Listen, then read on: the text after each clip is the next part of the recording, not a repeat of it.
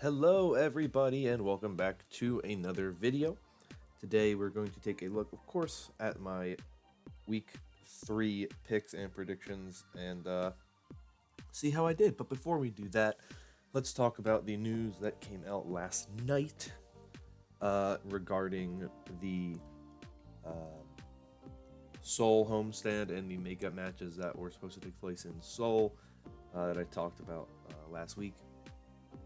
With the coronavirus now having a major resurgence in South Korea, they have canceled both the Seoul Dynasty homestand for Week 5 and the makeup matches for Weeks 6 and 7, which means currently there's no plan, I guess, to when these are going to be made up yet. That hasn't been announced yet. So right now, we won't be seeing any Pacific teams until week 8. That's the next time we'd be seeing any Pacific teams play a match, which is the San Francisco Shock homestand, which is crazy. That's basically 2 months that teams would be just not playing. Weeks 2, 3, 4, 5, 6, and 7. It's like a month and a half, I guess. And even still, not every Pacific team would be playing there. It would only be the Titans, the Fuel, Gladiators, the Shock, and the Valiant. So none of the Chinese teams would be playing a scheduled match until week 9, which is the first week of April. So I don't know what the plan is, how they're going to make all these matches up. They're going to have to find a way to do it. They're going to have to move them somewhere to the US, obviously, at this point, because there isn't really anywhere else they can do it. I don't know when they're going to start doing these makeup matches. But hopefully they start doing them soon, within the next 2-3 weeks, because I would hate to see things go the way that they've been going right now, where it's just going to take forever. So that's really a shame, of course, but I'm glad that the league is putting player and fan and staff safety before anything else. But let's take a look at what happened now this past week. Here is a look at what happened, and not a particularly strong week for me. I went 0-3 on Saturday, and 2-1 on Sunday. So Sunday was fine. Saturday, though, was really, really bad. I think Saturday really was a tough one to pick. I think it was really 3 50-50s, and I just rolled wrong on every 50-50. The Fusion versus the NYXL match was insane. It really, really was. The Fusion looked really, really good, and the NYXL struggled. And the thing that NYXL struggled with the most was, I think, that they had a lot of trouble with their damage dealers, and with Jonak dying first. And it's the kind of thing where even when they played Houston, New York didn't look the best. They looked still somewhat sloppy, and they made mistakes, but against Houston didn't capitalize on those mistakes as much, because Houston themselves aren't that strong of a team. But against the Fusion, they got basically caught out, and those mistakes were capitalized upon. Who Are You's May did not look all that great. Sabiolbi's flanks were getting shut down almost every single time. And Jonak, like I said, was getting caught out and picked first a lot.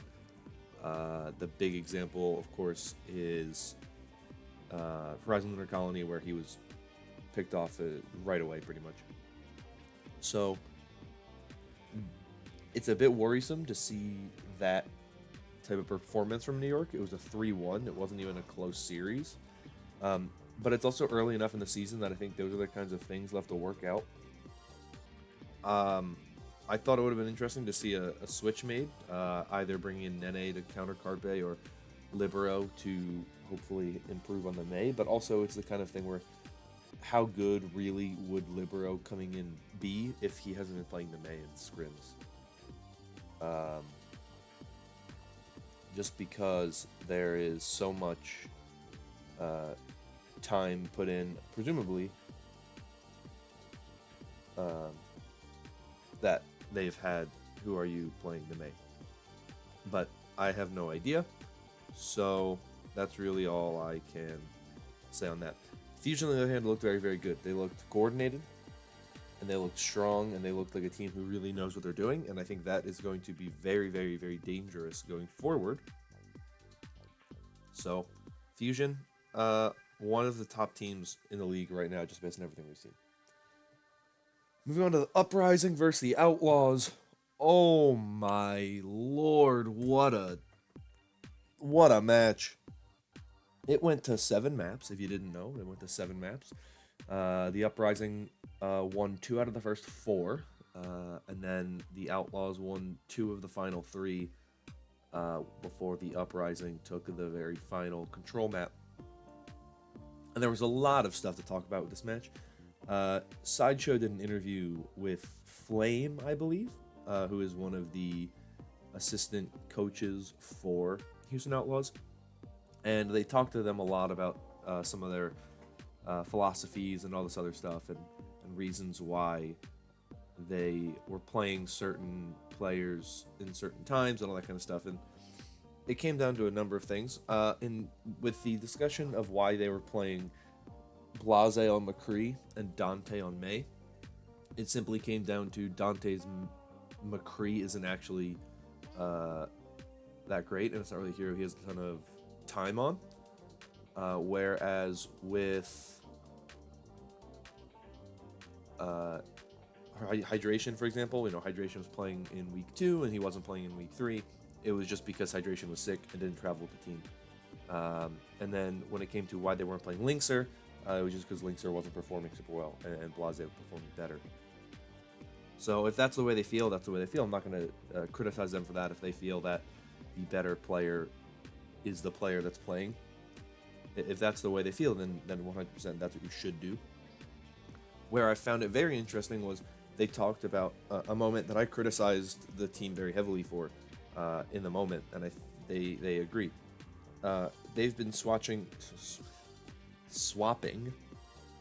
between and Raucous a lot, and Flame explained the reason why is because they're playing based on the map that they think they have their strongest performances on, maps that fit their play style the best. And what the problem with that was that going into map 7, Raucous, having just won 2 maps, gets subbed out for Rappel, and then they lose. And Flame said that was a mistake, and they should have kept Raucous in, just because in the moment, even if it's not a map that Raucous has been practicing in scrims, he's the one winning. They have momentum right now. Let's keep it going. Ultimately, they lost that map. The Outlaws are having a lot of problems. They don't look that great. They don't look that coordinated. There was a fight on Anubis where they got the first pick instantly. They had a beautifully executed dive on to Myunbong, and then they just didn't push. They got this pick. It was really well done, and then they just didn't move. They just stayed in the same place, and it was... I don't even know. It was just... It looked really bad. The Outlaws made a lot of mistakes like that. They just did a lot of things where they weren't doing anything. I think that was a huge problem for this team. They weren't aggressive. They didn't push when they should have, and I think it really showed that they are not doing super well right now. They're apparently doing well in scrims, but, who cares about scrims if you're losing matches? The Uprising, I thought, looked fine. They were playing Mufin. Jerry looked very good coming in. The Uprising are a weird team. You don't learn a lot from them playing against the Outlaws. I learned more about the Outlaws and their loss than the Uprising and their win. I wasn't impressed by the Uprising. They just did enough to get the win, so that really was what it was for me. But I was definitely impressed by Jerry. He played very, very well for a player who I didn't really expect to play that well. What was interesting to me was that they had Mufin playing instead of Brucin, who Brucin is their their flex tank who isn't on a two-way contract, where Mufin is on a two-way contract. So that was interesting to me. So we'll see what happens. But I found it very weird that Brucein didn't play at all. And they put Mufin in when Mufin's the one on the two-way contract. So we'll see what happens. Maybe they just thought we can get Mufin to play now against a team that's not as good, and then we'll have to put Brucein in for these other matches. I have no idea, but that's really what my thought process was on that one. I just didn't really understand it. Final match for Saturday was the Paris Eternal taking on the Washington Justice. It was a pretty one-sided affair for the Paris Eternal. They just played a lot better. That's really all there was to it. The Justice did not look that strong, and I think the Paris Eternal looked better than we, as fans, gave them credit for. They look a lot better than what I think we had been expecting them to be, and Hanbin really changed the dynamic of this team, made them look really, really good, and I think it's going to be actually a pretty strong team going forward. I think they're going to be a team that has a really good chance at being a contender. Now, granted, right, they're playing right now against the Atlantic teams, which aren't as strong as the Pacific teams on paper. So we'll see how the Eternal perform late in the season when they start playing more games against the Pacific teams. But I'm intrigued and I'm curious to see how they perform the rest of the season. Moving on to Sunday, NYXL beat the Outlaws. I already touched on this a little bit, but Outlaws didn't look great. New York didn't look great either, but they just looked better because they're New York and they're the stronger team, and they exploited the weaknesses of the Outlaws. The Fusion versus the Defiant was a very interesting match. This one went to 5 maps. Philly won the first 2, Toronto won the second 2, Philly won the final control map. Toronto is a team that I still think everybody is sleeping on. I think people are criticizing Toronto. People are saying things about Toronto. They're saying, like, oh, they're just a fan favorite team. They're not that good because they don't have that many, you know, they didn't build a team of really good players. They built a fan favorite team, which I don't agree with that. Just in any way, right? Surefour is a fantastic player. Agilities is a fantastic player. Logix is a fantastic player. That's a really good damage lineup. Your support line of Kelix and Karith, well, Karith's really good. And Kelix is a player who was on Boston for 2 seasons and didn't really impress me, but during the World Cup looked incredible. So I feel like Kelix probably was somewhat stuck, and his play was probably not as well as it was because he was on Boston, and Boston is just kind of a prison, basically, and they don't really do very well. So I think that's probably a part of it there. And then your tank line is Nevix, who is a player who everyone loves and has been basically one of the most hyped up flex tanks in the league. And Beast, who I've actually been pretty impressed with so far as a rookie. So I think the Defiant are a better team than people are giving them credit for. I think they are a team who will be a playoff contender. I think they're probably still a play-in team. I don't think they're a team that just makes the playoffs. I think they're a play-in team. But I think the Defiant are better than what people are giving them credit for. I think they're a solid team, and I think we're going to see a lot more of them going forward. And we're going to see them kind of performing pretty well. Final game was the London Spitfire taking on the Washington Justice. Now, I did not watch this game that much. I saw bits and pieces of it here, but I followed it as well as I could. This result surprised me because I didn't see it coming. Now, the Spitfire had a lot of time to prepare for this match. They played last time was week 1, so they had all of week 2 to prepare for this one match against the Justice. And it was on Sunday, so they had extra time Saturday, of course, to scrim, to watch VODs and all that kind of stuff. So it doesn't surprise me in that sense. But the Justice went 0-2 at their homestand. They looked pretty good when we saw them last, but they were also playing against Houston.